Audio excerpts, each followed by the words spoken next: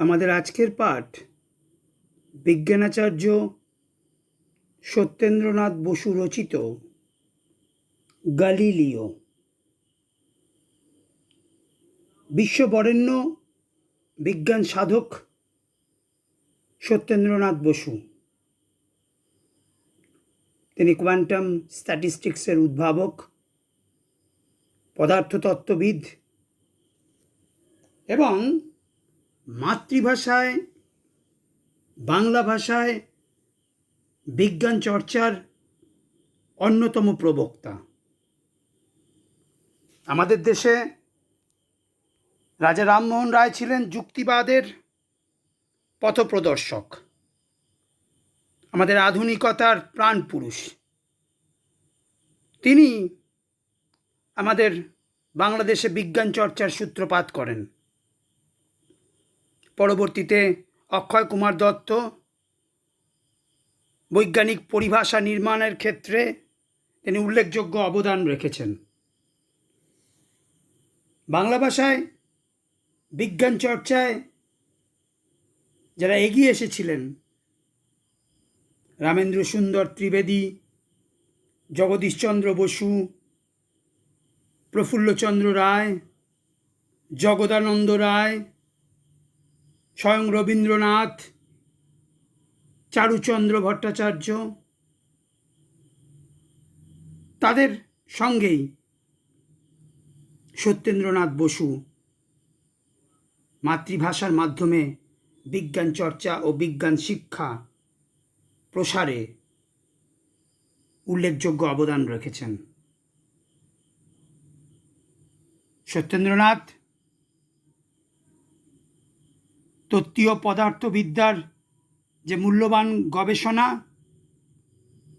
X-ray crystallography সম্পর্কে যে গবেষণা তিনি করেন, তার জন্য বিজ্ঞান জগতে তিনি আজও স্মরণীয় হয়ে রয়েছেন।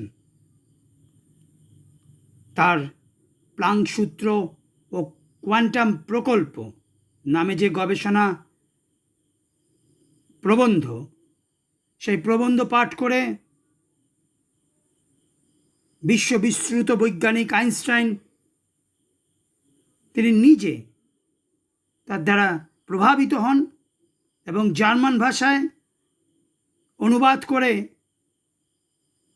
তা বিখ্যাত বিজ্ঞান পত্রিকায় প্রকাশ করেন। প্রবন্ধটি প্রকাশ হওয়ার পরেই বিজ্ঞান জগতে আলোড়ন পড়ে যায় এবং সেই বৈজ্ঞানিক পদ্ধতি বোস আইনস্টাইন সংজ্ঞা নামে পরিচিত হয়ে রয়েছে। সত্যেন্দ্রনাথ, তাকে আমরা বিজ্ঞান সাধক রূপে মূলত মানি, কিন্তু তিনি একজন সাহিত্য ও সঙ্গীত অনুরাগী মানুষ। তিনি নিজে উপলব্ধি করেছিলেন যে আধুনিক যুগে দেশের উন্নতির জন্য মানুষের মধ্যে বিজ্ঞান শিক্ষার ব্যাপক প্রসার ঘটানো দরকার, এবং এই বিজ্ঞান শিক্ষা প্রসার ঘটাতে গেলে সেই কাজটি করতে হবে মাতৃভাষার মাধ্যমে।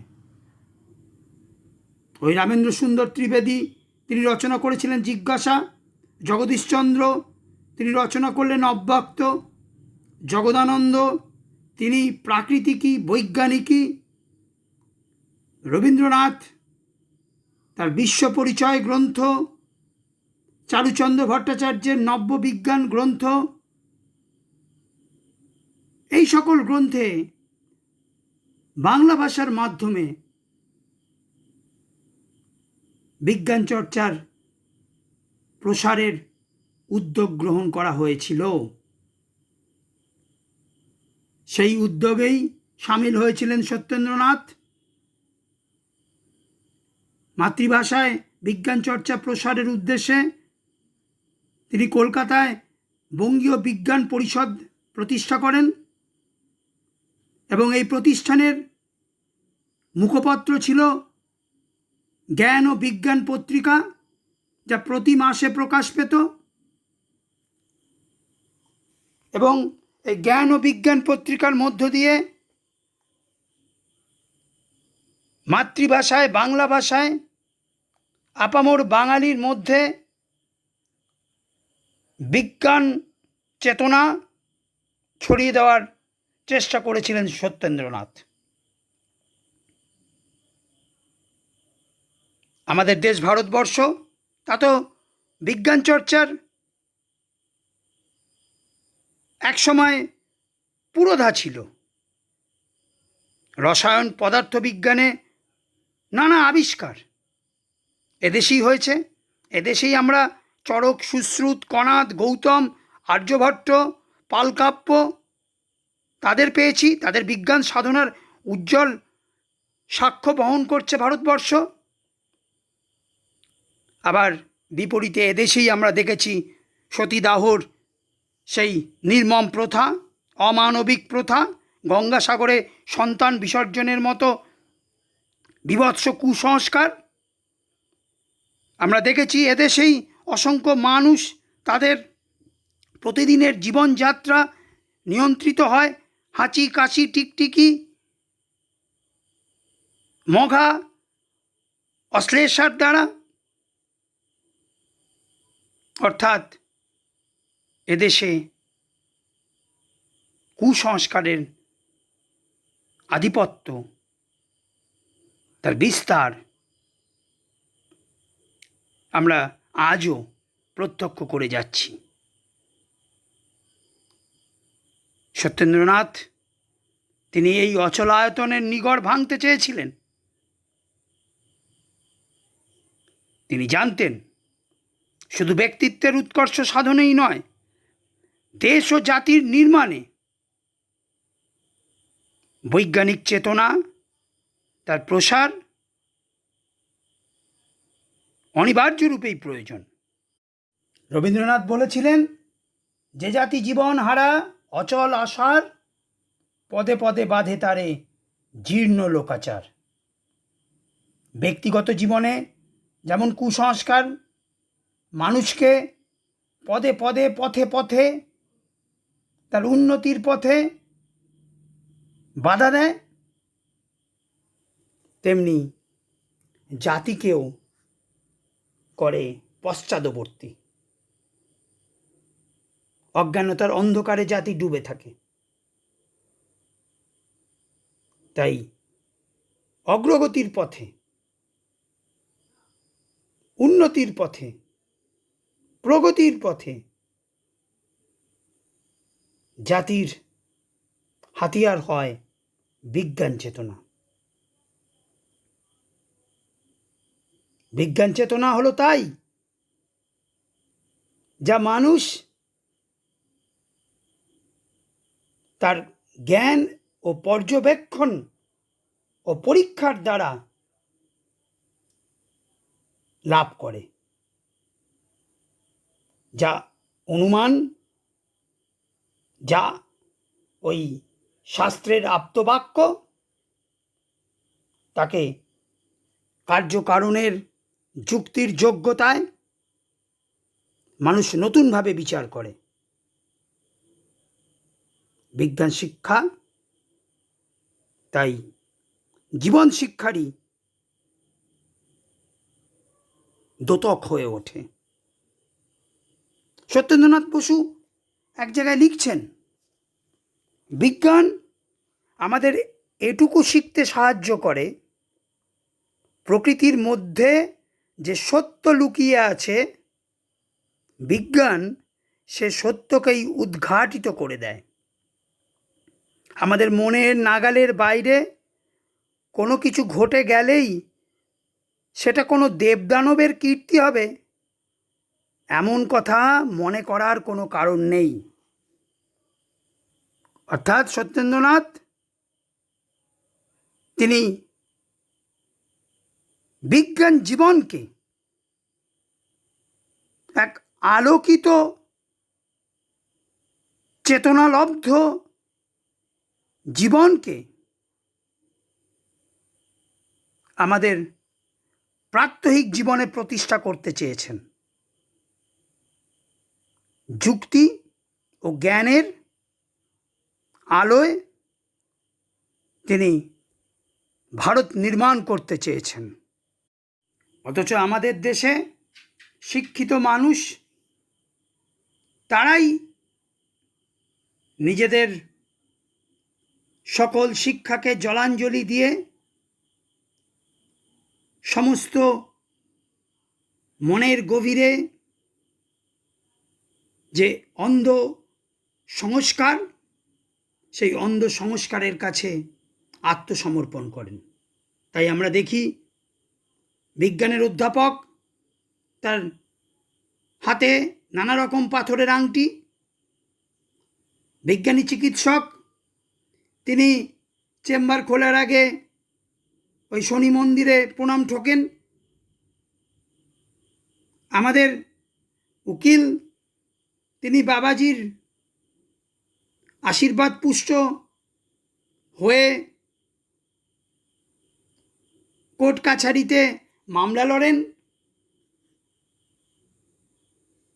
সমাজের এই শিক্ষিত মানুষ তারাই যখন অপবিজ্ঞানের কাছে মাথা নত করেন, তখন আমাদের বুঝতে অসুবিধা হয় না যে আমাদের দেশ কুসংস্কারে জালে কিভাবে আষ্টে পৃষ্ঠে বন্দী হয়ে রয়েছে আজও। সত্যেন্দ্রনাথ তাই চেয়েছিলেন বিজ্ঞান চেতনার আলো ছড়িয়ে পড়ুক আমাদের দেশের সর্বত্র। সাধারণ মানুষ হাঁচি কাশি টিকটিকি, রাহু শনি বুধ মঙ্গলের হাত থেকে মুক্ত হোক। তারই অন্যতম প্রচেষ্টা রূপে তিনি রচনা করলেন গালিলিও। আমরা জানি সেই বিশ্ববিশ্রুত বৈজ্ঞানিক গ্যালিলিও গ্যালিলাই তার জীবনের, তার বিজ্ঞান সাধনার রক্ষণশীলতার বিরুদ্ধে তার একক সংগ্রামের কাহিনী। আমাদের প্রবন্ধের নাতিদীর্ঘ পরিসর, খুব বড় প্রবন্ধ তো নয়। প্রবন্ধের এই ক্ষুদ্র পরিসরে গ্যালিলিওর জীবনের নানা দিক তিনি আমাদের সামনে তুলে ধরেছেন। আসলে গ্যালিলিওর সেই জীবন সংগ্রাম একদিকে যেমন আমাদের বাঙালি পাঠককে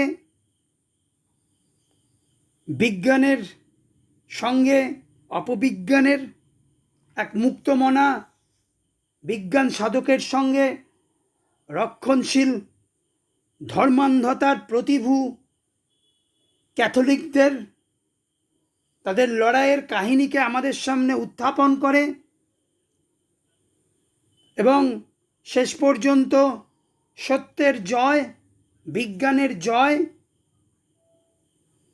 তার বার্তা আমাদের কাছে বয়ে আনে। পাশাপাশি গ্যালিলিওর এই জীবন সংগ্রাম যেন আমাদেরও অনুপ্রাণিত করে পরোক্ষে সেই উদ্দেশ্য লক্ষ্য ক্রিয়াশীল বলেই মনে হয়। আমাদের দেশে অর্থাৎ এই প্রাচ্যে, সেখানে তো অপবিজ্ঞান, কুসংস্কার, অন্ধত্বের রমরমা প্রাচীন যুগ থেকে মধ্যযুগ পর্যন্ত বর্তমান ছিলই, কিন্তু পাশ্চাত্যেও সেখানেও কিন্তু এই ছবির কোনো ব্যতিক্রম আমরা দেখি না। এই বাস্তবতা সেখানেও কিন্তু বর্তমান। আমরা দেখেছি জোয়ান অফ আর্ক, তাকে কিভাবে ডাইনি সন্দেহে পুড়িয়ে মারা হয়েছিল। আমরা দেখেছি লিওনার্দো দা ভিঞ্চি, তাকে দেশান্তরী হতে হয়েছিল। আর গ্যালিলিও, তার উপর অকথ্য নির্যাতন নেমে এসেছিল। গ্যালিলিও প্রবন্ধ সেই পাশ্চাত্যের যার এক পিঠে সেই আলোকিত বিজ্ঞানের ঔজ্জ্বল্য আর অপর পিঠে কুসংস্কারের অনন্ত অন্ধকার, সেই বাস্তবতাকে আমাদের সামনে উত্থাপন করে। একজন বৈজ্ঞানিক, তিনি আরেক বৈজ্ঞানিকের জীবনের ওপর আলো ফেলেছেন। এই প্রবন্ধ তাই ব্যক্তি পূজা, নানা বিশেষণে বিশেষিত, নানা চারিত্রিক বৈশিষ্ট্যের গুণকীর্তনে মাহাত্ম্যে পরিপূর্ণ হয়ে ওঠেনি। গ্যালিলিওর জীবনের সমগ্রতা, তার পারিবারিক জীবন, তার সাংসারিক জীবন, পরিবার সংসারের প্রতি তার দায়বদ্ধতা, এবং পাশাপাশি একজন বিজ্ঞান সাধক, বিজ্ঞানের অহর্ণা, এবং সেই বিজ্ঞান সাধনায় তার দুর্দমনীয় যে মনোভাব, নাছোড় মানসিকতা, লড়াই, সমস্ত কিছু উঠে আসে। একজন পরিপূর্ণ রক্ত মাংসের মানুষ রূপে গ্যালিলিও উঠে আসে। আমরা বাঙালিরা, আমরা চরিত্র পূজায় বিশ্বাসী। আমরা মানুষকে দেবতার আসনে বসাই। আমরা সম্পূর্ণ মানুষকে ভুলে তাদের নায়কের আসনে বসাই। আমাদের নায়ক চাই। ব্যক্তিগত জীবনের যে নানা দিক, সেখানে অনেক অসঙ্গতি থাকতে পারে, ত্রুটি বিচ্যুতি থাকতে পারে। রক্ত মাংসের মানুষ রূপে একজন মানুষের নানা রকম আপোষ থাকতে পারে, নানা রকম পারিবারিক সামাজিক দায়বদ্ধতা থাকতে পারে, কিন্তু আমরা বাঙালি, আমাদের ঠাকুর চাই। ফুলমালা চন্দনে আমরা তাদের পুজো করব। তাই চৈতন্যদেব, রবীন্দ্রনাথ, বিবেকানন্দ তাদের সত্য, শিব, সুন্দর ও মানবতার সপক্ষে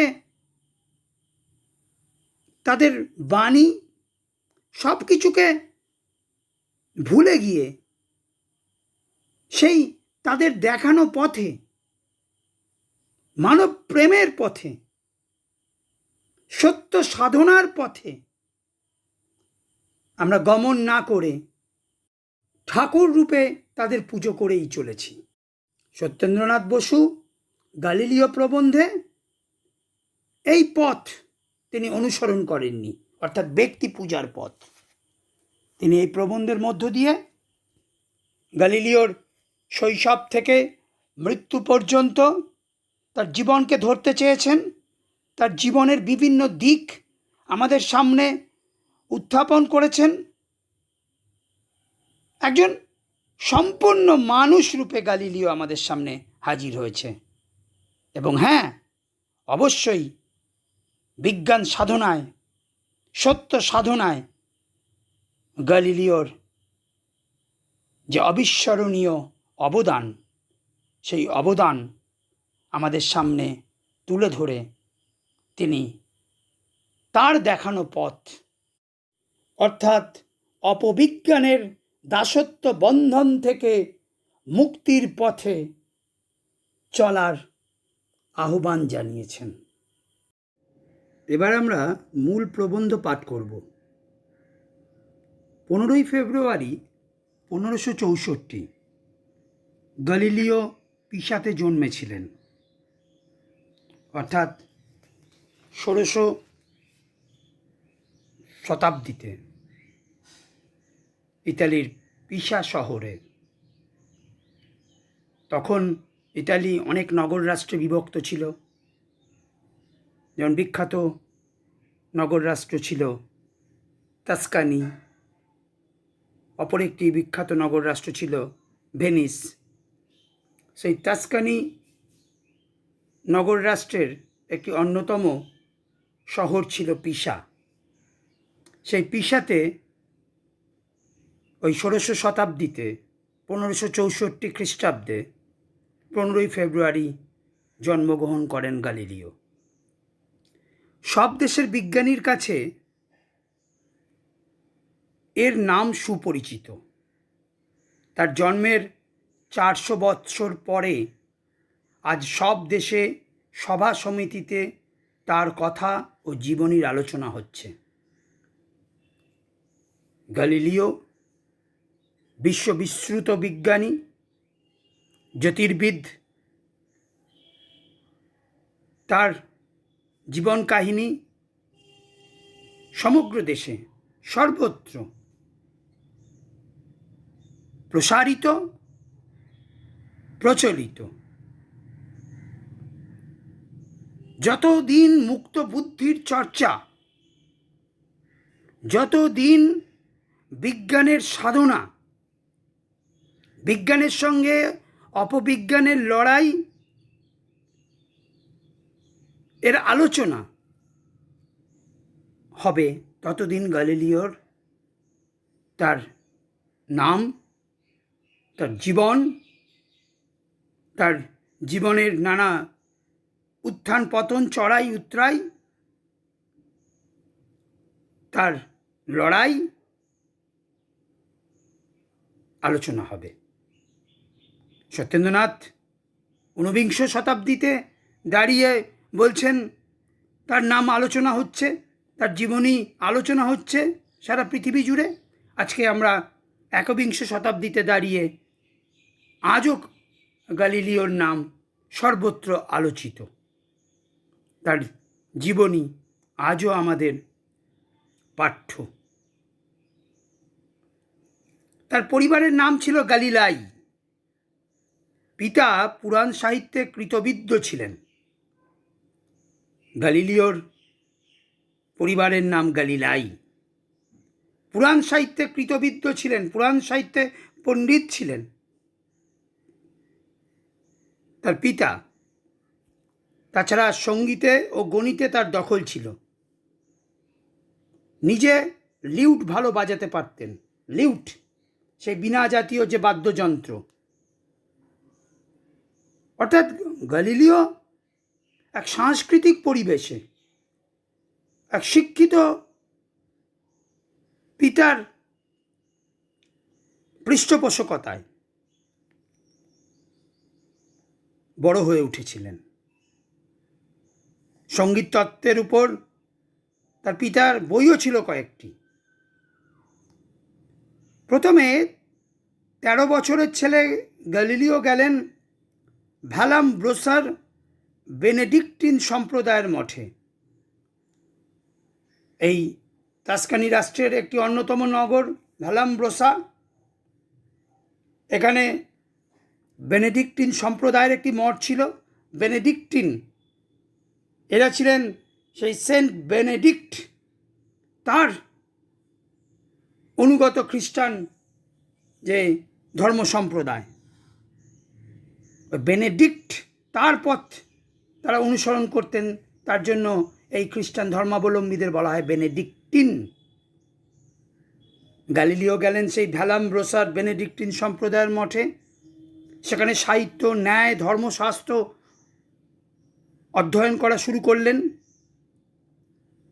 তখনকার দিনে আমাদের মক্তব, আমাদের পাঠশালা যেমন ছিল, ইতালিতে সেই মঠ, সেখানে নানা রকম ন্যায়, সাহিত্য, ধর্মশাস্ত্র তার আলোচনা চলত।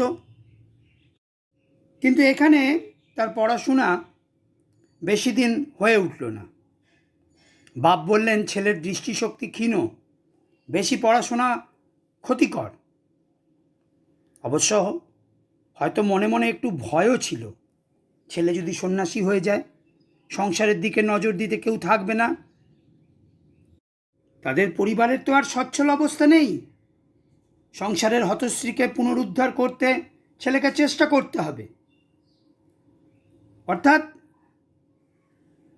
পারিবারিক দায়িত্ব কর্তব্য বোধ থেকে সংসারের নিত্য অভাব অনটন দূর করার সম্ভাবনায় গ্যালিলিওর পিতা গ্যালিলিওকে 1581 খ্রিস্টাব্দে পিসা বিশ্ববিদ্যালয়ে ডাক্তারিতে ভর্তি করালেন।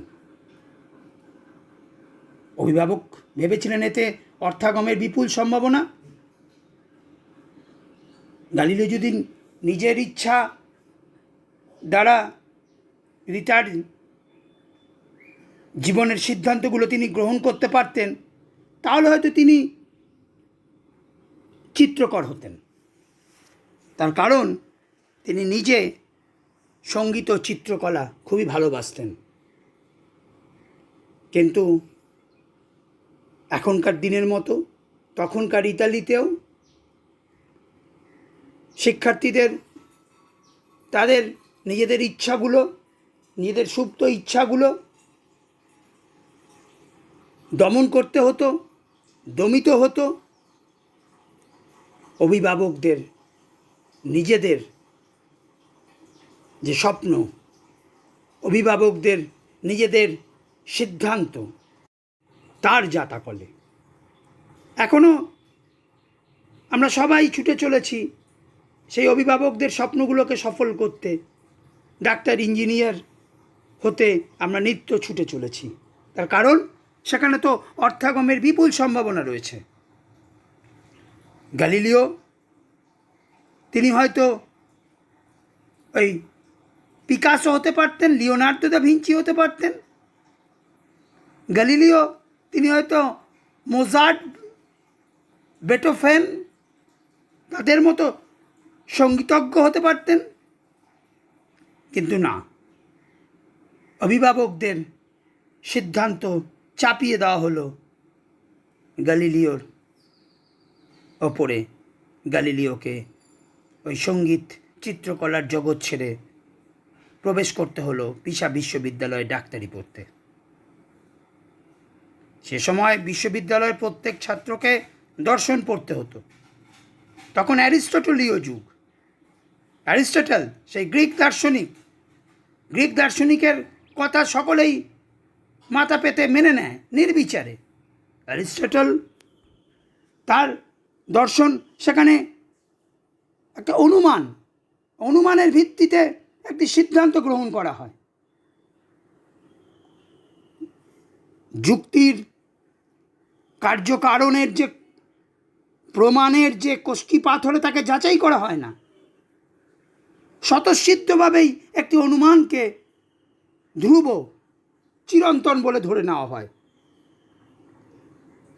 তো সেই অ্যারিস্টটলের যে দর্শন, অর্থাৎ অনুমানকে সিদ্ধান্ত বলে মানার যে দর্শন, সেই দর্শন সকলেই মাথা পেতে মেনে নেয় নির্বিচারে। সব জ্ঞান বিজ্ঞান শুরুই হতো এই মনোভাবকে ভিত্তি করে। অর্থাৎ হাতে কলমে প্রত্যক্ষ প্রমাণের ভিত্তিতে সমস্ত কিছুকে বিচার করা, সন্দেহ মধ্য দিয়ে সিদ্ধান্তে পৌঁছনো, সংশয়কে বিজ্ঞানের প্রাণ রূপে প্রতিষ্ঠা করা, এই মনোভাব তখন ছিল না, তখন ছিল অ্যারিস্টটলীয় যুগ, অনুমানকেই সিদ্ধান্তরূপে গ্রহণ করার যুগ। গ্যালিলিওর ঝোঁক কিন্তু অল্প বয়স থেকেই হাতে কলমে করে দেখতে, যা কিছু তিনি মানবেন, যা কিছু তিনি সিদ্ধান্তরূপে গ্রহণ করবেন, তা অনুমানের ভিত্তিতে নয়, প্রত্যক্ষভাবে, ব্যবহারিকভাবে, তার কার্যকারণে বিশ্লেষণ করে তারপর তিনি সেই বিষয়ে সিদ্ধান্ত গ্রহণ করবেন। তাই তর্ক লাগতো অন্য ছাত্রদের সঙ্গে, কখনো কখনো শিক্ষকদের সঙ্গেও বেঁধে যেত বাকযুদ্ধ। সহজে তিনি কোনো কিছু মেনে নেননি, প্রমাণ ছাড়া কোনো কিছুকে তিনি গ্রহণ করেননি। তাই অ্যারিস্টটলীয় মতবাদে বিশ্বাসী ছাত্র এবং শিক্ষকদের সঙ্গে তার তর্ক লাগত, বাকযুদ্ধ, নানা রকম বাদানুবাদে তারা মেতে উঠতেন। যুক্তিতর্কের প্রতি তার এই যে প্রবণতা, সমস্ত কিছুকে যুক্তির কষ্টি পাথরে যাচাই করা, বিচার করা, এই প্রবণতা তার সারা জীবনে আমরা দেখতে পাই, এবং এই স্বভাবই শেষ জীবনে তার অশেষ দুঃখের কারণ হলো। তিনি কোনো কিছুকেই নির্বিচারে, কোনো শাস্ত্র নির্দেশিত কোনো মতবাদকে তিনি মেনে নেননি। তিনি সব কিছুকেই বিচার করেছেন বিজ্ঞানের আলোকে। এই কাজ পাগল কি করে বিশুদ্ধ গণিতের দিকে ঝুঁকল, অর্থাৎ গ্যালিলিও কি করে গণিত শাস্ত্রের প্রতি তার ভালোবাসা জন্মালো, তার আকর্ষণ তৈরি হলো, তার একটি গল্প আছে। গ্যালিলিওর পরিবারের এক বন্ধু ছিলেন গণিত শাস্ত্রে মহাপণ্ডিত। তিনি সে সময় এক বিখ্যাত গণিতজ্ঞ, সকলেই তার কাছে পড়তে যেত। তিনি ছিলেন তাস্কানির শাসকের সভাপণ্ডিত। তাস্কানি আমরা বললাম যে সে সময়ের 1600 শতাব্দীর ইতালির এক নগর রাষ্ট্র। ওই পিসা, ফ্লোরেন্স, এই সকল শহর সেই তাস্কানি রাষ্ট্রের অন্তর্গত। সেই তাস্কানির যে শাসক, তার সভাপণ্ডিত ছিলেন সেই গণিতজ্ঞ। সেই গণিতজ্ঞের কাছে গ্যালিলিও একদিন তাদের পারিবারিক কাজে পৌঁছেছেন। অনেকক্ষণ দরজার কাছে দাঁড়িয়ে রইলেন, তার কারণ সেই সময় তাস্কানির শাসকের পুত্র সেই পণ্ডিতের কাছে অধ্যয়ন করছেন। গ্যালিলিও দরজার বাইরে দাঁড়িয়ে মনোযোগ দিয়ে শুনলেন সেই গণিতের ব্যাখ্যা। তারপর থেকেই তার মনের মধ্যে দেখা দিল এক বিশাল পরিবর্তন। তিনি তো পিসা বিশ্ববিদ্যালয়ে ভর্তি হয়েছিলেন ডাক্তারি পড়তে, কিন্তু তার প্রবৃত্তিজাত যে যুক্তি প্রবণতা, হাতে কলমে সত্যকে উদ্ঘাটনের যে ঝোঁক, তা তাকে আকৃষ্ট করলো কিন্তু ওই গণিতের প্রতি। মনে প্রচণ্ড পরিবর্তন শুরু হলো। ডাক্তারি পড়ায় তিনি আর আনন্দ পাচ্ছেন না। গণিতের অধ্যয়ন বাসনাই তখন প্রবল হয়ে উঠেছে। একদিন তিনি ডাক্তারি পড়া ছেড়ে দিলেন। ডাক্তারি পড়া ছেড়ে চিকিৎসা শাস্ত্রের পাঠ অসম্পূর্ণ রেখে গ্যালিলিও চলে এলেন ফ্লোরেন্সে। সেই যে পারিবারিক বন্ধু গণিত বিশারদ, তার কাছে তিনি গণিত ও পদার্থবিদ্যার পড়া শুরু করলেন। তার যে ব্যতিক্রমী অধ্যবসায়, যে অননুকরণীয় যে ব্যুৎপত্তি, যে তৃপ্তিহীন যে অনুসন্ধিৎসা, এর মিশেলে যুবক গ্যালিলিও এই সময় থেকেই কিন্তু অ্যারিস্টটলীয় দার্শনিকতা, অর্থাৎ সেই অনুমানের ভিত্তিতে সিদ্ধান্তে পৌঁছনো, সেই যে দার্শনিকতা, তার প্রতিস্পর্ধী হয়ে উঠলেন। যেখানে অনুমান নয়, যেখানে প্রমাণ, যেখানে যুক্তি প্রাধান্য পেল।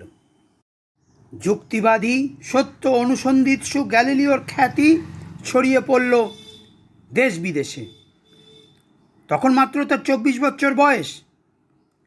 সেই বয়সেই তিনি উদ্ভাবন করছেন নানা রকমের যন্ত্র, নানা রকমের পরীক্ষা নিরীক্ষা শুরু করেছেন। অথচ এই নবীন বিজ্ঞানী, তাকে সেই সময় ভুগতে হচ্ছে, তিনি শিকার হচ্ছেন নানা রকম আর্থিক অনটনের। সেই আর্থিক অনটনকে দূর করতে তিনি ছেলে পড়িয়ে রোজগারের চেষ্টা করছেন। কিন্তু ছেলে পড়িয়ে কতই বা রোজগার হতো? খুব সামান্য। 1588 খ্রিস্টাব্দে আমরা দেখতে পাই পিসা বিশ্ববিদ্যালয়ে তিনি গণিতের শিক্ষকতা করছেন। তার বিনিময়ে তার আয় মাত্র 60 স্কুডি। সেই সময় ইতালির যে মুদ্রা, তাকে বলা হতো স্কুডি। সেই 60 স্কুডি মানে আজকে ওই বছরে 900 থেকে 1000 টাকার আয়ের সামিল। এতে কি সমগ্র পরিবারের সব খরচ চালানো যায়? ইতালিতে তখন একান্নবর্তী পরিবারের যুগ। গ্যালিলিওদের এক বিশাল পরিবার, এবং গ্যালিলিও হচ্ছে সেই পরিবারের বড় ছেলে। বাবা মারা গেছেন 1591। এবার বাবা মারা যাওয়ার পর ওই পুরো সংসারের ভার, দায় দায়িত্ব সব কিছু এসে অর্পিত হলো গ্যালিলিওর ওপর। সকলের ভার তাকেই বইতে হচ্ছে। মা, 2 বোন, ছোট ভাই মাইকেল অ্যাঞ্জেলো। এই মাইকেল অ্যাঞ্জেলো তিনি আবার ছিলেন গান বাজনা নিয়েই বেশি ব্যস্ত। তিনি একজন কলাবিদ, চলে গেলেন পোল্যান্ডের রাজ দরবারের তিনি কলাবিদ হলেন, কিন্তু বাড়িতে রেখে গেলেন তার স্ত্রী ও 7টি ছেলে মেয়ে। এই যে বিশাল পরিবার, পিতার মৃত্যুর পর জ্যেষ্ঠ পুত্র গ্যালিলিও সংসারের দায়ভার নিজের কাঁধে তুলে নিলেন। সাংসারিক দায় দায়িত্ব কর্তব্যকে তিনি কখনো অবহেলা করেননি।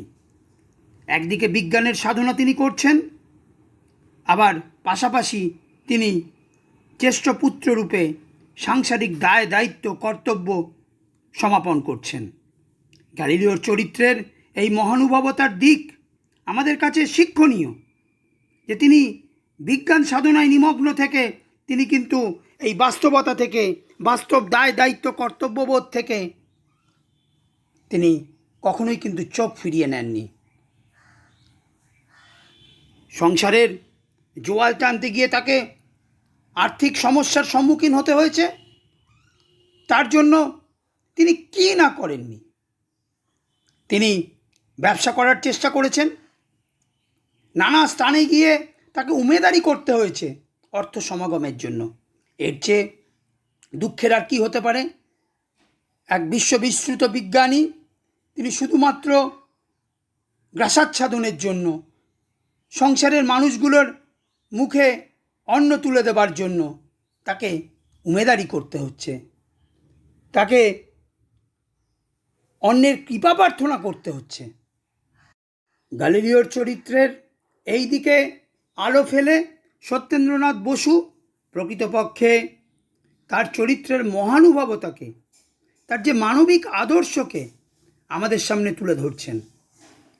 আজকে আমরা যখন একান্নবর্তী পরিবারের সেই মূল্যবোধগুলোকে হারিয়ে ফেলছি, যখন আমরা নিজেরা নিজেদের সেই স্বার্থের কন্দরে বসবাস করছি, তখন এই একান্নবর্তী পরিবারের যে মূল্যবোধ, অর্থাৎ অপরের জন্য, সংসারের আর সবার জন্য যে আত্মত্যাগ, সেই আত্মত্যাগের কাহিনী গ্যালিলিওর মতো এক বিশ্ববিশ্রুত বিজ্ঞানীর আত্মত্যাগের কাহিনী আমাদের সামনে তুলে ধরে আসলে এক অনুকরণযোগ্য দৃষ্টান্তকে তিনি স্থাপন করছেন। পিতার মৃত্যুর পর সংসারে অনটন বাড়ল। গ্যালিলিও 1592 খ্রিস্টাব্দে এলেন পাড়ুয়া বিশ্ববিদ্যালয়। পাড়ুয়া বিশ্ববিদ্যালয়ে তিনি এলেন। এই পাড়ুয়া হচ্ছে আবার ইতালির যে বললাম যে ভেনিস যে নগর রাষ্ট্র, সেই নগর রাষ্ট্রের একটি শহর হচ্ছে পাড়ুয়া। মাতৃভূমি তাসখানা ছেড়ে তাকে পাড়ুয়ায় চলে আসতে হচ্ছে। অধ্যাপক রূপে যোগদান করলেন পাড়ুয়া বিশ্ববিদ্যালয়ে। তাছাড়া আবার তিনি দেশ রক্ষার যে উপদেষ্টা মণ্ডলী, সেই উপদেষ্টা মণ্ডলীর অন্যতম পরামর্শদাতার পদ গ্রহণ করলেন। মূল উদ্দেশ্য হচ্ছে অর্থ সমাগম, পরিবারের মানুষগুলির মুখে হাসি ফোটানো। এখানে যে ডিউক ছিলেন, ডিউক অর্থাৎ ইউরোপের যে ছোট ছোট যে নগর রাষ্ট্রগুলো ছিল, সেই নগর রাষ্ট্রের যে স্বাধীন শাসক তাদের বলা হতো ডিউক। এই পাড়ুয়ার যে ডিউক শাসক, তার ছেলে, তার নাম ছিল কসমো। কসমো ছিলেন গ্যালিলিওর ছাত্র। কসমোর যিনি মা, তিনি আবার বিশ্বাস করতেন ফলিত জ্যোতিষে। ফলিত জ্যোতিষ অর্থাৎ যে জ্যোতির্বিদ্যায় ভূত ভবিষ্যৎ গণনা করা হতো, তাকেই বলা হচ্ছে ফলিত জ্যোতিষ। সেই কসমোর মা, তিনি ফলিত জ্যোতিষে বিশ্বাস করতেন, ভবিষ্যৎ গণনা করতেন রাশিচক্র কেটে। এই রাশিচক্র অর্থাৎ সেই টলেমির যে বিশ্ববিন্যাস, ক্লডিয়াস টলেমি, সে বিখ্যাত ভূগোলবিদ জ্যোতির্বিদ টলেমি, সেই টলেমি বলেছিলেন যে পৃথিবী আমাদের বিশ্ব ব্রহ্মাণ্ডের কেন্দ্রে অবস্থিত। তাকে কেন্দ্র করে সমস্ত সূর্য, কেন্দ্র, গ্রহ, নক্ষত্র ঘুরছে। সূর্যের পরিক্রমণ পথে 12টি নক্ষত্রপুঞ্জ, তাদের বলা হয় রাশি। এই যে আমরা শুনি মিথুন, কর্কট, সিংহ, কন্যা, তুলা, বৃশ্চিক, এইসব রাশি।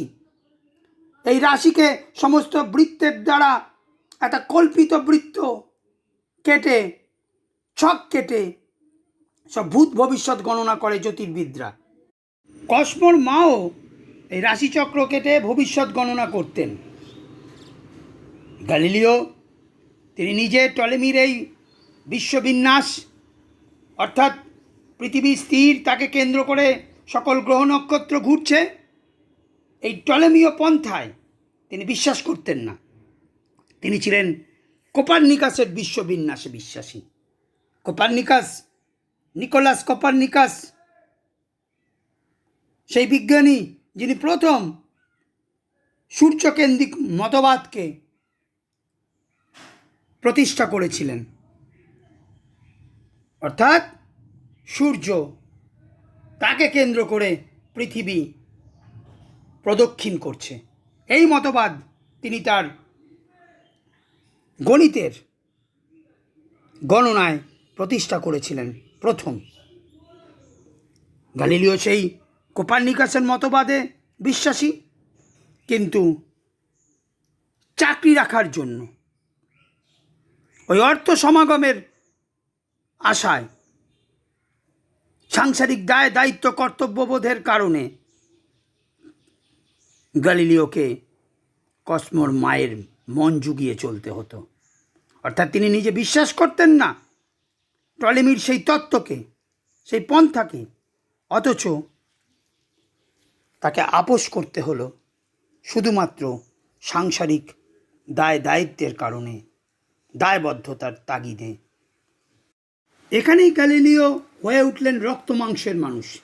একদিকে তিনি বিজ্ঞানী, একদিকে তিনি সত্যের অনুসন্ধান চালাচ্ছেন নিরন্তর, অপরদিকে তিনি সন্তান, ভ্রাতা, পরিবারের একমাত্র উপার্জনকারী ব্যক্তি।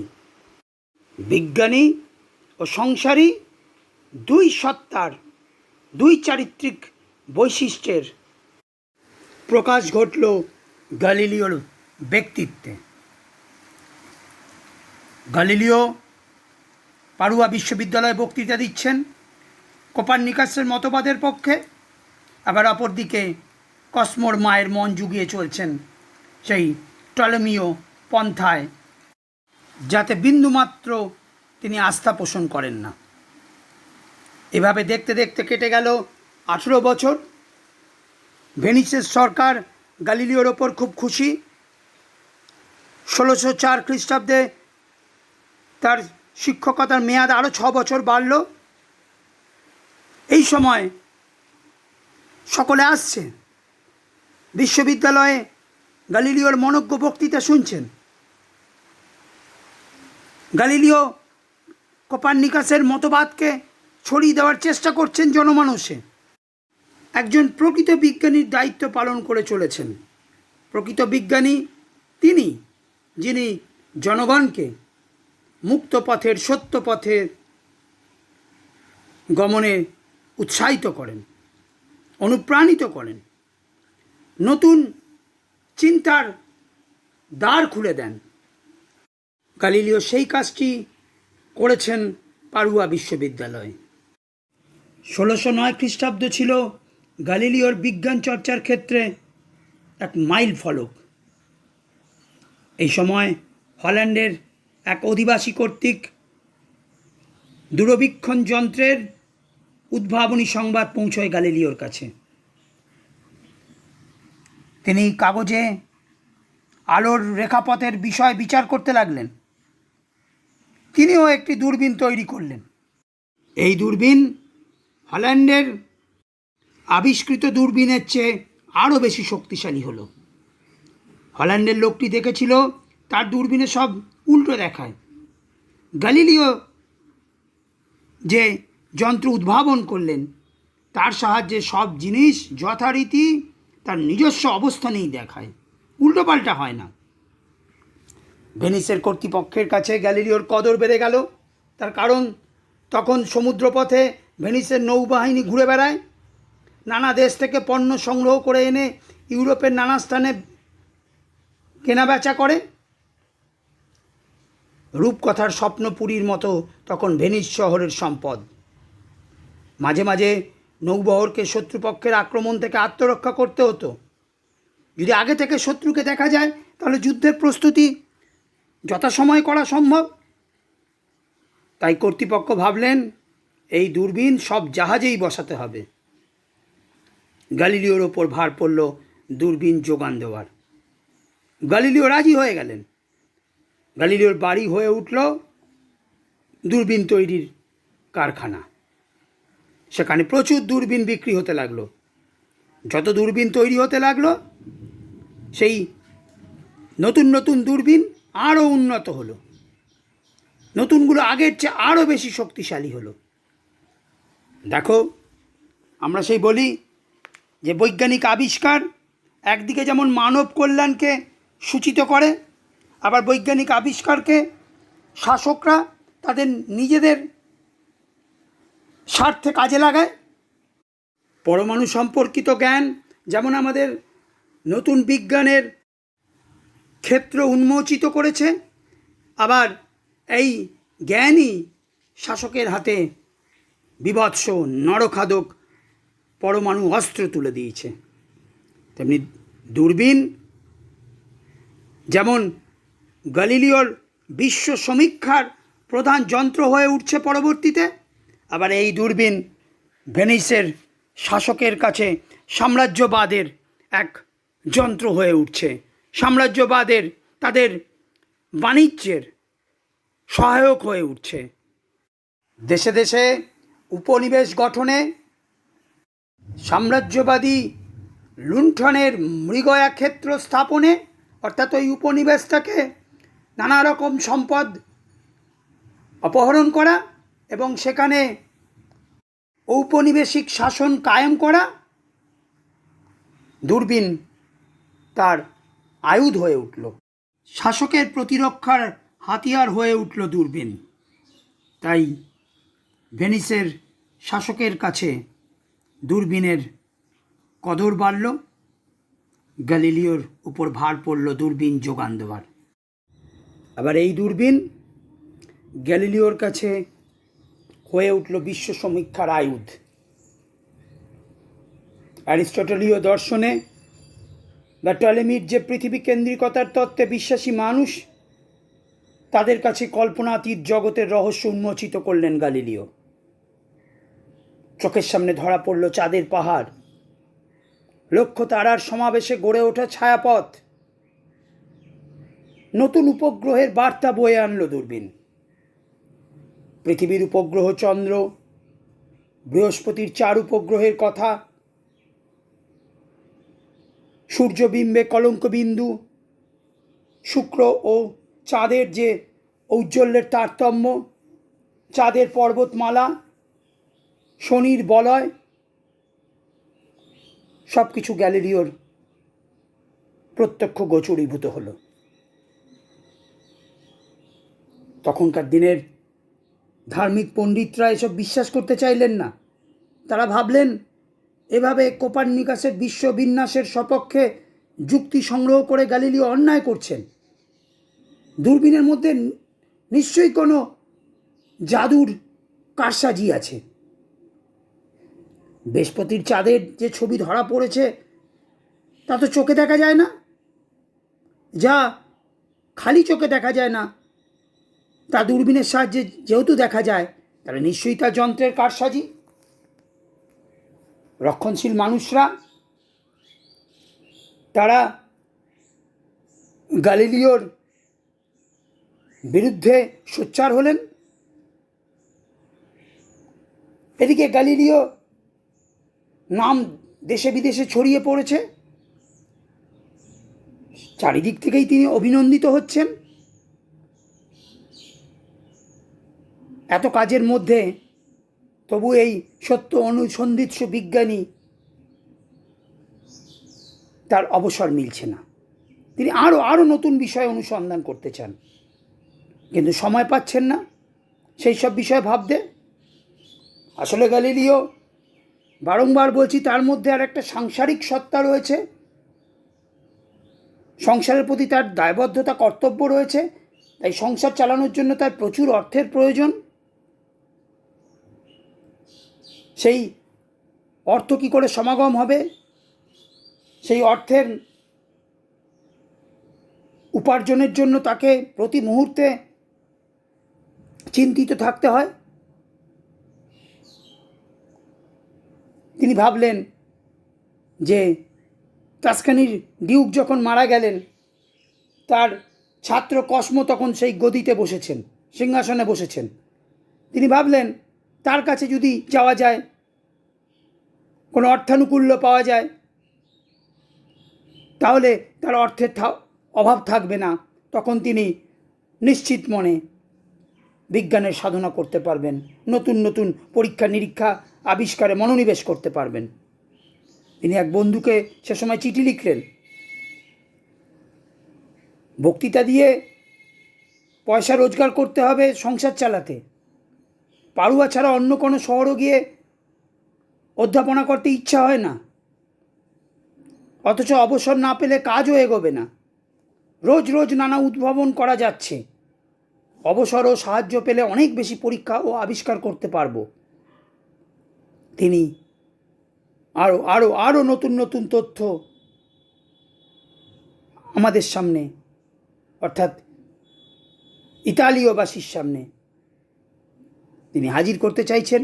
নিজেও এই অনাবিষ্কৃত পৃথিবীর রহস্যকে তিনি বুঝতে চাইছেন। শেষে 1610 খ্রিস্টাব্দে টাস্কানির নতুন গ্র্যান্ড ডিউক, নতুন যে শাসক কসমো, তার যে গুরু, শিক্ষাগুরু গ্যালিলিও, তাকে আশ্রয় দিলেন, 1000 স্কুডি মাইনে দিলেন প্রতি বছর। রাজপণ্ডিত ও দার্শনিক হিসাবে তাকে স্বর্ণ পদকে বিভূষিত করলেন। পাড়ুয়া ছেড়ে ফ্লোরেন্সে গেলেন গ্যালিলিও। আর্থিক স্থিতি আসার ফলে এবার বিজ্ঞান সেবায় প্রচুর অবসর মিলল গ্যালিলিওর। নতুন নতুন কথা বললেন, বিশেষ করে জ্যোতিষের বিষয়। ইউরোপীয় পণ্ডিত মহলে হইচই বেঁধে গেল, অনেকে তার বিরুদ্ধতা করতে লাগলেন। তার সব আবিষ্কার ও মতামত শুধু পণ্ডিত মহলে আবদ্ধ রইল না, শিক্ষিত জনসমাজের কাছে প্রচারের জন্য গ্যালিলিও এক নতুন পন্থা তিনি গ্রহণ করলেন। তিনি ল্যাটিন ভাষা ছেড়ে ইতালীয় ভাষায় তিনি তার আবিষ্কার ও মতবাদের কথা লিখতে লাগলেন। লাতিন ভাষা, সে ভাষা তো পণ্ডিত মহলে চালু, সমাজের বিদগ্ধ পণ্ডিত শিক্ষিত মানুষ তাদের মধ্যে চালু, কিন্তু বৈজ্ঞানিক চেতনার অগ্রগতির জন্য, বিজ্ঞানের নতুন নতুন আবিষ্কারকে সকলের মধ্যে ছড়িয়ে দেওয়ার জন্য, সকলকে বৈজ্ঞানিক চেতনায় আলোকিত করার জন্য দরকার সাধারণ মানুষ যে ভাষা বোঝে, যে ভাষায় কথা বলে, সেই ভাষায় বিজ্ঞান চর্চা করা।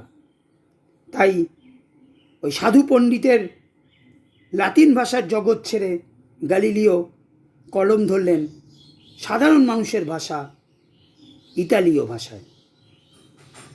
ওই আমরা প্রথমেই প্রবন্ধের শুরুতেই বলেছিলাম যে মাতৃভাষায় বিজ্ঞান চর্চার প্রয়োজনীয়তার কথা। একটা জাতির অগ্রগতির জন্য, দেশের অগ্রগতির জন্য, ব্যক্তির নিজের অগ্রগতির জন্য বিজ্ঞান চেতনা একান্ত অনিবার্য, একান্ত প্রয়োজন। এবং বিজ্ঞান চেতনায় আলোকিত হওয়া সম্ভব, বিজ্ঞান চেতনা বিস্তৃত হওয়া সম্ভব একমাত্র মাতৃভাষাতে তার চর্চা হলে। গ্যালিলিও তিনি এক চিঠিতে লিখছেন, আমি দেখি যুবকেরা বিশ্ববিদ্যালয়ে যাচ্ছে, হচ্ছে ডাক্তার, দার্শনিক বা অন্য কিছু, যা হোক একটা উপাধি হলেই হলো। তারপর এমন কাজে তারা নামে যার জন্যে তারা একেবারেই অপটু। এদিকে যারা সত্যই উপযুক্ত লোক, তারা কাজের মধ্যে থেকে কিংবা দৈনিক দুশ্চিন্তার মধ্যে আর জ্ঞানের চর্চা করতে পারে না। এরা মেধাবী, কিন্তু তারা সাধু ভাষা ল্যাটিন বোঝে না।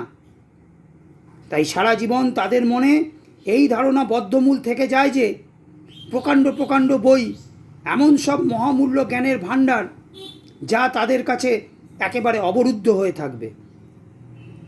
কিন্তু আমি চাই তাদের মধ্যে এই সত্য জ্ঞানের উদ্বোধন করতে, যে বিশ্ব প্রকৃতি সকল মানুষকে চোখ দিয়েছেন তার ক্রিয়াকলাপ দেখতে, ও বুদ্ধি দিয়েছেন যাতে তার মর্ম কথা সকলে বুঝতে পারে ও নিজেদের কাজে লাগাতে পারে। অর্থাৎ আমাদের চোখ কান খোলা রাখতে হবে।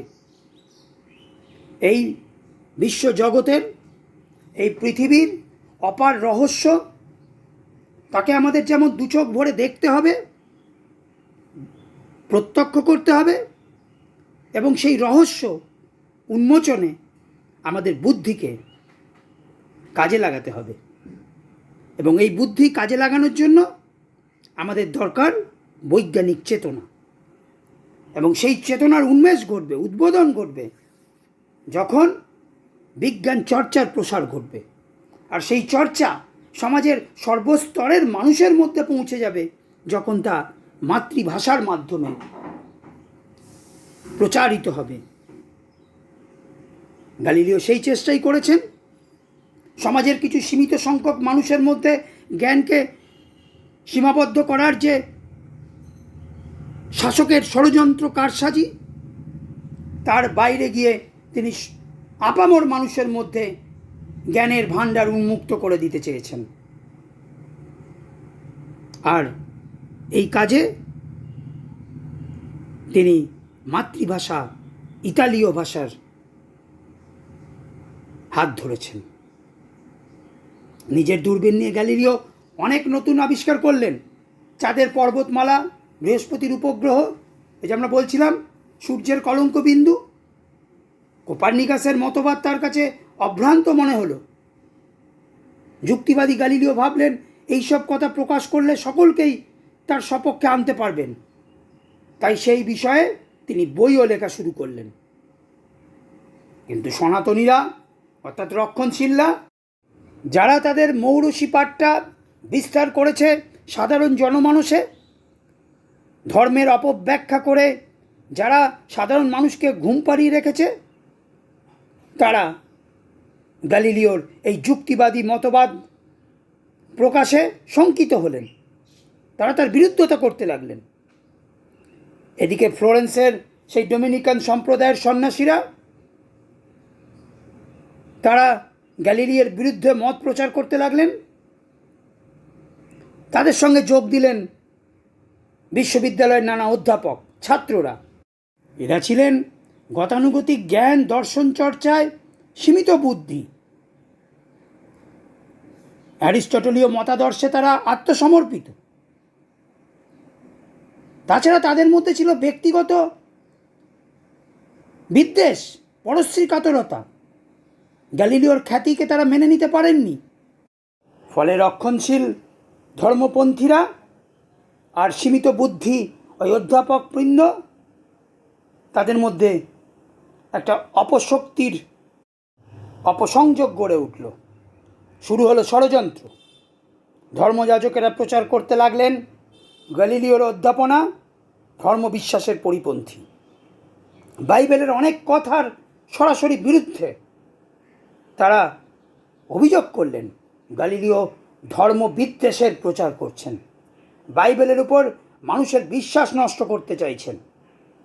আসলে প্রকৃতপক্ষে বাইবেলে তো যে পৃথিবী যে স্থির, এই মতবাদ প্রসারিত। পৃথিবী স্থির হলেই তো পৃথিবীর সৃষ্টিকর্তা রূপে, তার আদি সৃষ্টিকর্তা রূপে এক সর্বশক্তিমান ঈশ্বরের কল্পনা করা যায়।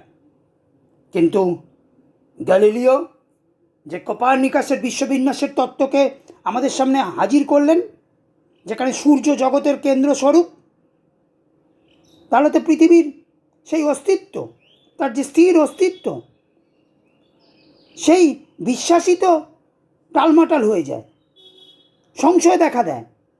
তখন তো পরোক্ষে বাইবেলের সেই পৃথিবী কেন্দ্রিকতা,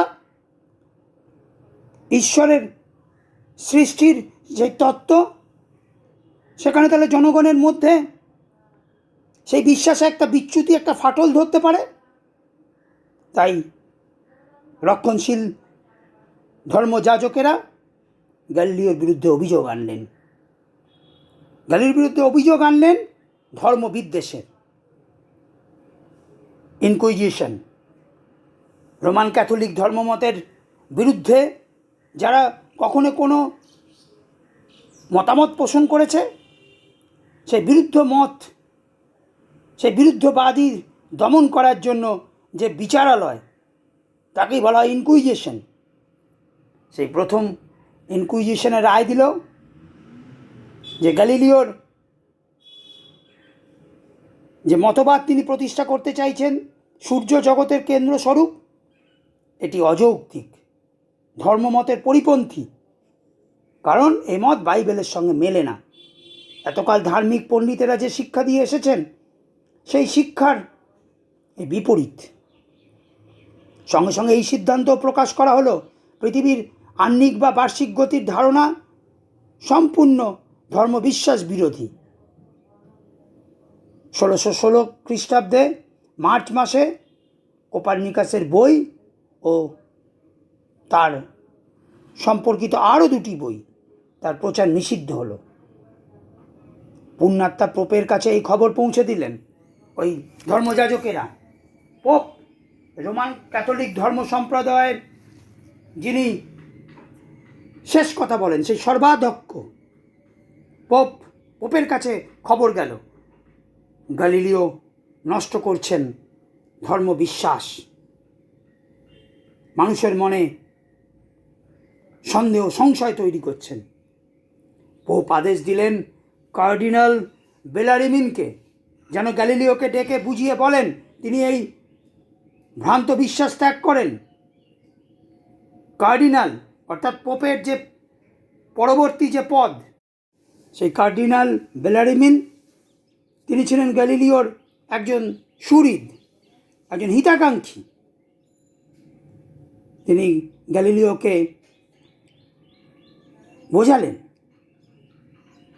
বোঝালেন, নিজের প্রাসাদে ডেকে বুঝিয়ে বললেন কোপার্নিকাসের তত্ত্ব নিয়ে তিনি যেন ধর্মপ্রচারকদের সঙ্গে তর্ক না করেন, বাইবেল থেকে লাইন উদ্ধৃত করে নিজের মত ও তার ব্যাখ্যা করার চেষ্টা না করেন।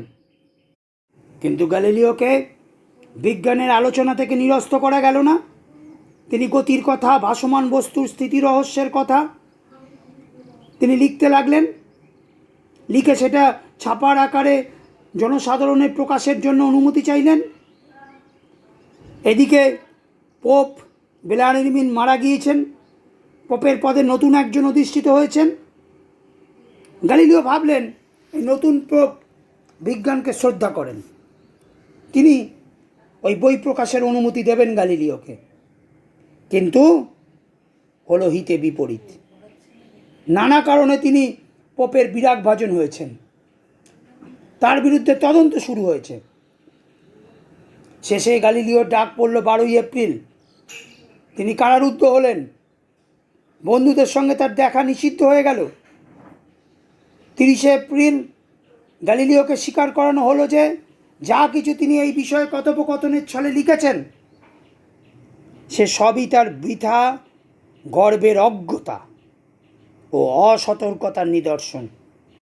তার প্রতি নির্যাতনের এখানেই শেষ হলো না। তাকে জোর করে বলানো হলো তিনি কোপার্নিকাসের মতে বিশ্বাস ত্যাগ করেছেন। বিচারকদের সামনে অনুতাপব্যঞ্জক সাদা পোশাক পরে তিনি হাঁটু গেড়ে রইলেন। প্রতি সপ্তাহে তাকে অনুতাপসূচক প্রার্থনা করতে হলো। তাকে ফ্লোরেন্সের দূতাবাসে প্রেরণ করা হলো। প্রথমেতে তাকে সিয়েনাতে আর্চ বিশপের নজরবন্দি করে রাখা হলো। এই আর্চ বিশপ রোমান ক্যাথলিকদের যিনি প্রধান যাজক, সে ফ্লোরেন্সের দূতাবাসে আর্চ বিশপের নজরবন্দি করে রাখা হলো, গৃহবন্দী করে রাখা হলো তাকে।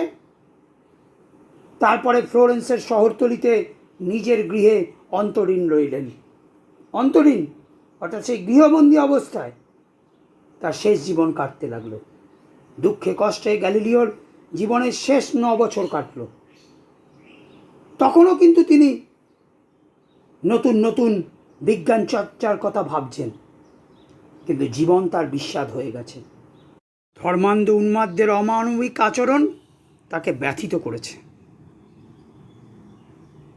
যে মেয়ে তার পরিচর্যা করত, দুঃখ কষ্টের মধ্যে সেও মারা গেল একদিন। নিজেও অন্ধ হয়ে যেতে বসলেন। সবশেষে 1642 খ্রিস্টাব্দের 8ই জানুয়ারি 77 বছর বয়সে তিনি দেহত্যাগ করলেন। প্রবাদ আছে, ইনকুইজিশনের বিচারকদের সামনে যখন তিনি হাঁটু গেড়ে সেই অনুতাপব্যঞ্জক প্রার্থনা করেছিলেন, তারপর নাকি উঠে দাঁড়িয়ে তিনি বলেছিলেন, এ সত্ত্বেও পৃথিবী চলমান। আমরা জানি না, তা হয়তো গল্পকথা হবে, কিন্তু তিনি সত্যের, বিজ্ঞানের, মুক্ত বুদ্ধির সাধনায় অবিচল ছিলেন। আমৃত্যু তিনি এই বিশ্বাস স্থাপন করেছেন, পৃথিবী চলমান। সনাতনী ধার্মিকেরা তারা বিজ্ঞানের শ্বাসরুদ্ধ করার চেষ্টা করেছে,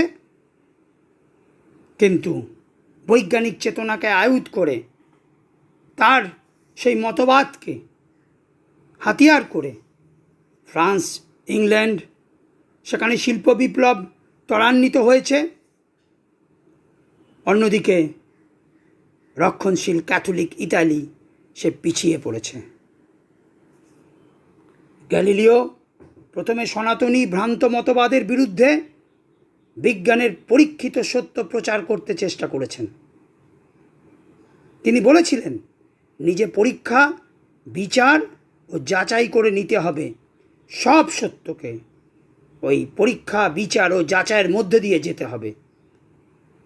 শুধু আপ্তবাক্যকে বিশ্বাস করে জীবনকে গড়ে তুললে ভুল হবে। অর্থাৎ সেই শাস্ত্র নির্দেশিত পথ, অর্থাৎ ধর্ম নির্দেশিত পথ, পুঁথিগত ধর্ম নির্দেশিত পথ, সেই পথে যদি আমরা গমন করি তাহলে আমরা কখনো সত্যের সন্ধান পাব না। তিনি কুসংস্কার ও ধর্মান্ধতার যাতায় গুঁড়ো হয়ে গেলেন এই সত্য কথা প্রচারের জন্য, এই বৈজ্ঞানিক মতবাদ প্রচারের জন্য। তবু মানুষের অগ্রগতি স্তব্ধ হয়ে থাকেনি। বিজ্ঞানও তার প্রগতির পথে যে যাত্রা, তা সাময়িকভাবে স্তব্ধ হলেও তার গতিপথ রুদ্ধ হয়নি। সে এগিয়েছে সময়ের তালে তালে। কবি বীরেন্দ্র চট্টোপাধ্যায়ের রাস্তা কারো একার নয় কবিতায় এই গ্যালিলিওর প্রতি রক্ষণশীলদের যে আক্রমণ নেমে এসেছিল, তাকে ব্যঙ্গ করে তিনি লিখেছিলেন, তীর্থের পাণ্ডাদের হই হই, তাদের লাল চোখ কি পেরেছিল পৃথিবীকে বেঞ্চের উপর দাঁড় করিয়ে সূর্যকে তার চারিদিকে উঠবোস করাতে? না, এই ধর্মান্ধ উন্মাদরা তারা কিন্তু পৃথিবীকে বেঞ্চের ওপর দাঁড় করিয়ে সূর্যকে তার চারদিকে উঠবোস করাতে পারেনি। পৃথিবী চলমান, তার নিজের গতিতেই চলমান। এই সত্যেরই প্রতিষ্ঠা ঘটেছে। আমাদের প্রবন্ধের শেষেও প্রাবন্ধিক লিখেছেন সত্যমেব জয়তে, অর্থাৎ সত্যের জয় হবেই। ধর্মের ধ্বজাধারীরা তারা রক্তচক্ষু বর্ষণ করেছে, বিজ্ঞানের অগ্রগতি রোধ করতে চেয়েছে, কিন্তু তাতে সত্যের পরিবর্তন হয়নি, থেমে থাকেনি বিজ্ঞান। বৈজ্ঞানিক সত্য প্রচারের অপরাধে গ্যালিলিওর ওপর নেমে এসে অকথ্য নির্যাতন, অত্যাচার। তাকে জোর করে বলিয়ে নেওয়া হয়েছে পৃথিবী ঘুরছে না, কিন্তু তাতেও পৃথিবীর ঘূর্ণন কিন্তু থেমে যায়নি। কবি বীরেন্দ্র চট্টোপাধ্যায় তার অন্য একটি কবিতায় তিনি লিখেছেন, চোখ রাঙালে না হয় গ্যালিলিও লিখে দিলেন পৃথিবী ঘুরছে না। পৃথিবী তবু ঘুরছে, ঘুরবেও, যতই তাকে চোখ রাঙাও না। রক্ষণশীল ধর্মগুরুরা চিরকালই প্রশ্ন, যুক্তি, কার্যকারণের বিচারের প্রবণতা তার বিরোধী। তারা ধর্মশাস্ত্রের নির্দেশ অক্ষরে অক্ষরে মেনে নেওয়ার পক্ষপাতী। কুসংস্কার, ধর্মান্ধতার প্রেরণায় তারা বিজ্ঞানের অগ্রগতিকে রুদ্ধ করার চেষ্টা করেছে বারংবার, কিন্তু ইতিহাসের প্রগতিকে আটকানো যায়নি। আর ইতিহাসের সেই প্রগতি, সেই বিজ্ঞানের পথে যাত্রার পথপ্রদর্শক যারা, তাদের মধ্যে অন্যতম গ্যালিলিও। সেই গ্যালিলিওর তার জীবন সংগ্রাম, সত্যের জন্য, বিজ্ঞানের জন্য তার যে অবিচল সাধনা এবং তার ব্যক্তিগত জীবনের নানা উত্থান পতন যেন এক সামগ্রিক আখ্যান হয়ে ওঠে গ্যালিলিও প্রবন্ধ। এই প্রবন্ধ আজকে একবিংশ শতকে, আজকে বিজ্ঞানের এই প্রগতির যুগে দাঁড়িয়ে তার তাৎপর্য হারিয়ে ফেলেনি। তার কারণ আজও খনার বচন, হাঁচি টিকটিকির বাধা, পাঁজি পুঁথি নির্দেশিত পথে আমরা চলছি। বিশ্বের চলমান জনজীবনের ছন্দ থেকে আমরা আজও যেন বিচ্ছিন্ন হয়ে রয়েছি। বৃহস্পতিবার বারবেলা, কালো বেড়াল বা এক শালিকের ফাঁদে আজও আমরা প্রতিদিন প্রতিনিয়ত আবদ্ধ হয়ে রয়েছি। একমাত্র বিজ্ঞান চেতনাই পারে আমাদের এই কুসংস্কারের অন্ধকার থেকে মুক্ত আলোকের পথে উত্তীর্ণ করতে। আজও আমরা ধর্মের ভিত্তিতে নাগরিকদের বিভাজন করি, মানুষকে বিভাজন করি। ধর্মান্ধতার মোহে উন্মাদ হয়ে আমরা অপরকে মারি, নিজে মরি। এই বিষময় পরিস্থিতিতে ধর্মের এই অচল আয়তনের নিগড় থেকে মুক্ত বুদ্ধির চর্চায় আমাদের দরকার গ্যালিলিওর মতো মানবিক মূল্যবোধ সম্পন্ন, সত্য অনুসন্ধিৎসু, প্রতিবাদী ও সকল প্রকার সংস্কার মুক্ত যুক্তিবাদী চর্চার পথিকৃৎ চিন্তক মানুষকে, যার জীবন দর্শনে অনুপ্রাণিত হয়ে আমরা ধর্মকারার প্রাচীরে বজ্র হানব, অভাগা দেশে জ্ঞানের আলোক ছিনিয়ে আনব।